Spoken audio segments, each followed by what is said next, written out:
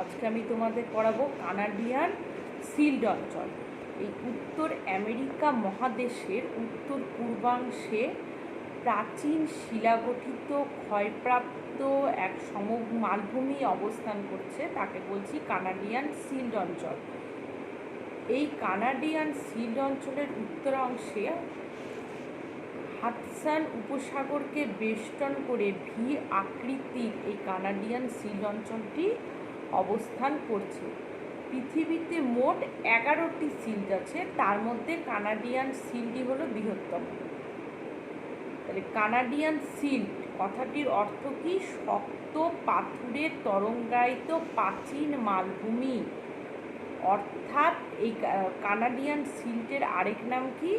অপর এক নাম হচ্ছে লরেন্সীয় মালভূমি।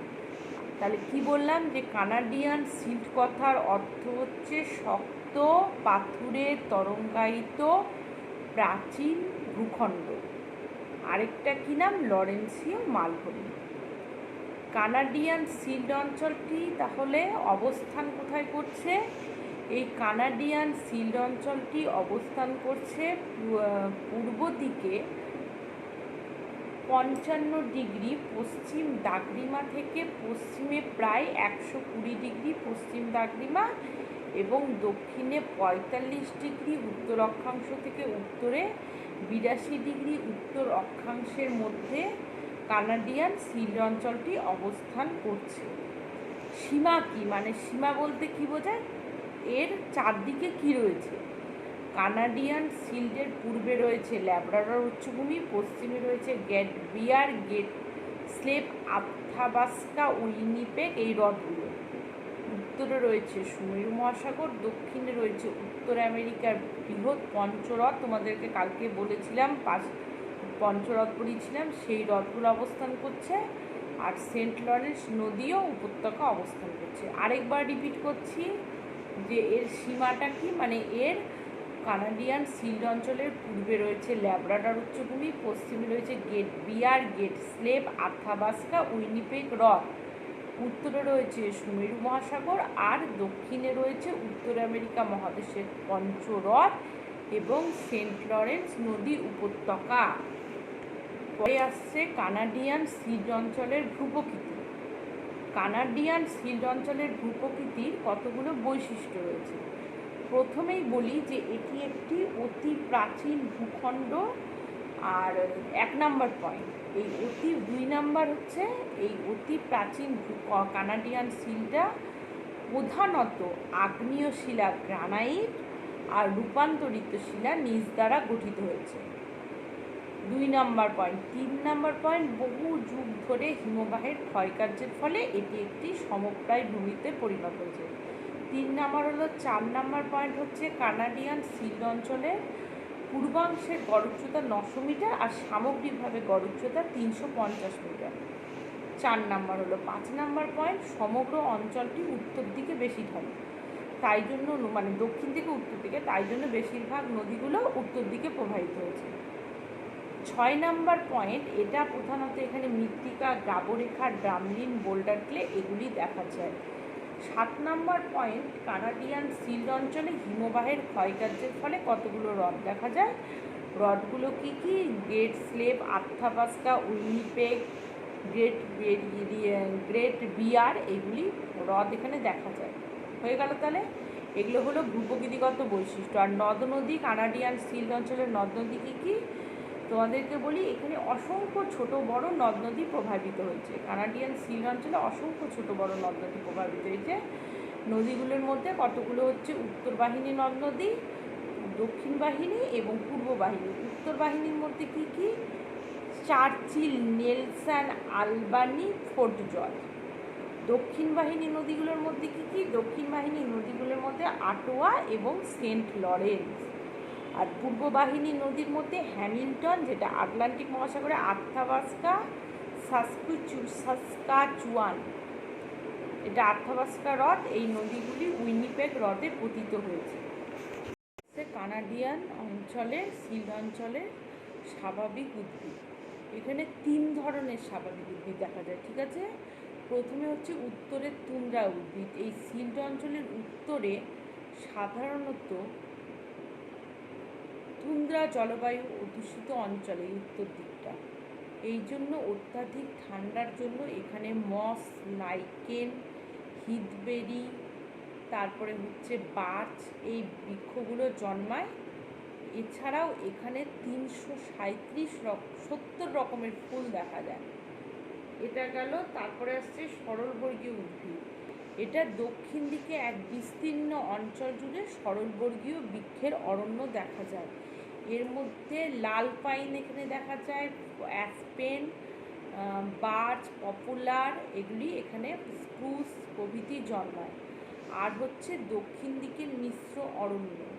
এই কানাডিয়ান শিল্ড অঞ্চলের দক্ষিণ পূর্বাংশে পর্ণমোচী উদ্ভিদ, সরলবর্গীয় বৃক্ষের উদ্ভিদ, মিশ্র বনভূমি দেখা যায়। পর্ণমোচীর মধ্যে পপুলার, চেস্টনাট, বার্চ, ম্যাপল, এগুলি প্রভৃতি ধরনের মিশ্র বনভূমি এখানে দেখা যায়। এরপরে আসছে কানাডিয়ান শিল্ড অঞ্চলের জলবায়ু। কানাডিয়ান শিল্ড অঞ্চলের জলবায়ুটা প্রধানত অতি শীতল মহাদেশীয় প্রকৃতির জলবায়ু। তবে উত্তরাংশে তুন্দ্রা জলবায়ু বিরাজ করে আর দক্ষিণাংশে নাতিশীতোষ্ণ জলবায়ু বিরাজ করে। এখানে শীতকালটা দীর্ঘস্থায়ী, 8 থেকে 9 মাস শীতকাল, আর গ্রীষ্মকালটা স্বল্পস্থায়ী, 2 থেকে 3 মাস। আর শীতকালে তাপমাত্রা হিমাঙ্কের নিচে নেমে যায়। বার্ষিক বৃষ্টিপাত হচ্ছে 30 থেকে 40 মিটার, আর উষ্ণতা -35 ডিগ্রি থেকে -40 ডিগ্রি। গ্রীষ্মকালে গড় হচ্ছে 10 ডিগ্রি সেন্টিগ্রেড থাকে।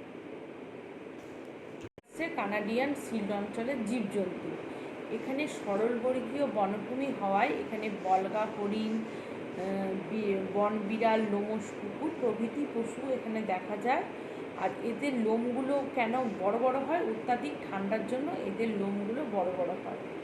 আর তারপরে আসছে কৃষিকাজ। এটা কানাডিয়ান শিল্ড অঞ্চলটা কৃষিকাজে কিন্তু খুব একটা বিশেষ উন্নত নয়, কারণ এখানে সারা বছরই অত্যাধিক ঠান্ডার জন্য মাটি বরফাবৃতই থাকে।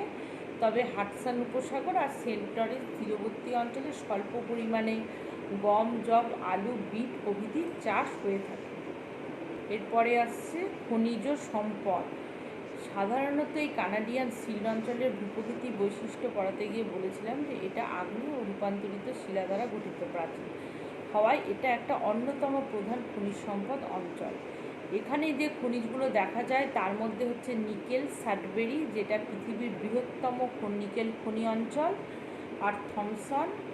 তারপরে আসছে সোনা, যেটা পাওয়া যায় টিমিন্স, পৃথিবীর দ্বিতীয় বৃহত্তম স্বর্ণখনি। আকরিক লোহা নিউ ফাউন্ডল্যান্ড এগুলিতে, কুইবেক অঞ্চলে আকরিক তামা টিমিন্স, সাডবেরি, নোরান্ডা, ইউরেনিয়াম অন্টারিও সুপিরিয়র হ্রদ অঞ্চলে, আর কোবাল্ট, রূপো, প্ল্যাটিনাম, সাডবেরি, থমসন এগুলো অঞ্চলে পাওয়া যায়। এরপরে আসছে শিল্প। এই কানাডিয়ান শিল্ড অঞ্চলটি কৃষিকাজে বিশেষ উন্নত না হলেও শিল্পে কিন্তু বিশেষ উন্নতি লাভ করেছে। তার কতগুলো কারণ রয়েছে। 1 নম্বর পয়েন্ট রয়েছে খনিজ সম্পদের প্রাচুর্য। এই কানাডিয়ান শিল্ড অঞ্চল বললাম, এখানে এটা একটা অন্যতম খনিজ সম্পদ ভিত্তিক অঞ্চল। এখানে লোহা, নিকেল, লৌহ ইস্পাত শিল্প, ইঞ্জিনিয়ারিং শিল্প এই খনিজ সম্পদের উপর ভিত্তি করে গড়ে উঠেছে। তারপরে 2 নম্বর পয়েন্ট আসছে উৎকৃষ্ট কাঠ। এখানে সরলবর্গীয় বৃক্ষের বনভূমি থাকায় উৎকৃষ্ট কাঠ পাওয়া যায়, সেই জন্য কাঠ চেরাই শিল্প, কাগজ শিল্প গড়ে উঠেছে। প্রাণীজ সম্পদ, পর্যাপ্ত প্রাণী কাঁচামাল এখানে থাকায় ফার শিল্প, কারণ এখানে পশুর লোমগুলো বড় বড় হয় বলেছিলাম, সেই জন্য এখানে ফার শিল্প গড়ে উঠেছে।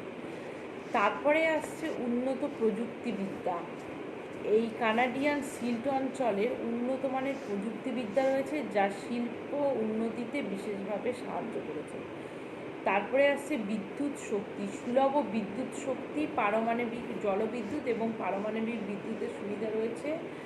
তাছাড়াও দক্ষিণাংশে পঞ্চরথ, সেন্ট লরেন্স নদীর জল, মূলধনের প্রাচুর্য, আমদানি রপ্তানির সুবিধা, সরকারি আনুকূল্য এবং শিল্প উন্নতির ব্যাপক চাহিদা প্রভৃতি থাকা এবং মূলধনের যোগান বললাম, এইসব থাকায় কানাডিয়ান শিল্ড অঞ্চল শিল্প উন্নতিতে যথেষ্ট সাহায্য করেছে।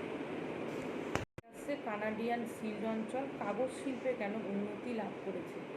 কানাডিয়ান শিল্ড অঞ্চল কাঠ ও কাগজ শিল্পে বিশেষ উন্নতি লাভ করেছে। এখানে নিউজ প্রিন্ট উৎপাদনে বিশেষ উন্নতি লাভ পৃথিবীতে প্রথম স্থান অধিকার করেছে। এখানকার শিল্পকেন্দ্রগুলির নাম হচ্ছে ভ্যাকুমবার্গ, Pine Point, Ottawa, Montreal, Winnipeg, Toronto, Quebec, Buckingham এইগুলি। আচ্ছা, এখানে শিল্প উন্নতির কারণ 1 নাম্বার হচ্ছে কাঁচামালের সুবিধা। উত্তর আমেরিকা মহাদেশে এই কানাডার মধ্যভাগে এই বিস্তীর্ণ সুবিশাল অঞ্চল জুড়ে রয়েছে সরলপরিধীয় বৃক্ষের বনভূমি, যেটা পৃথিবীর দ্বিতীয় বৃহত্তম অরণ্যভূমি তৈগা নামে পরিচিত। প্রচুর কাঠ পাওয়া যায় এখানে, আর এই গাছের তলাগুলো পরিষ্কার থাকে বলে সহজেই কাঠ সংগ্রহের সুবিধা হয়। একই প্রজাতির এক গাছ একই জায়গায় পাওয়া যায় বলে এখানে কাষ্ঠশিল্প সুবিধা রয়েছে।